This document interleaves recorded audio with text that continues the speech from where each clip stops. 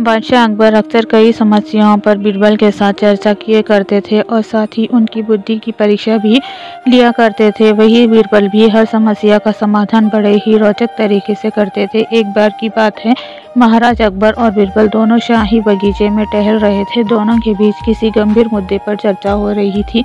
तभी अचानक बादशाह अकबर के दिमाग में बीरबल की परीक्षा लेने की सूझी।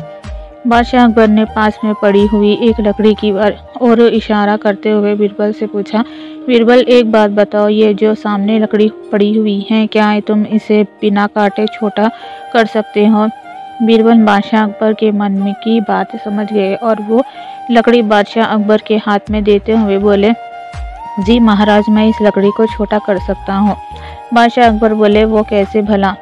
तब बीरबल ने वही पास में पड़ी हुई एक बड़ी लकड़ी उठाई और बादशाह अकबर को पकड़ाते हुए पूछा, महाराज, इसमें से छोटी लकड़ी कौन सी है?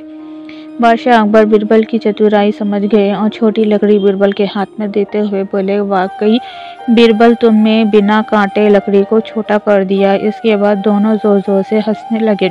बच्चों, इस कहानी से ये सीख मिलती है कि परिस्थिति चाहे जैसी भी हो, दिमाग से काम लेकर उससे बाहर निकलने का रास्ता खोजना जा सकता है।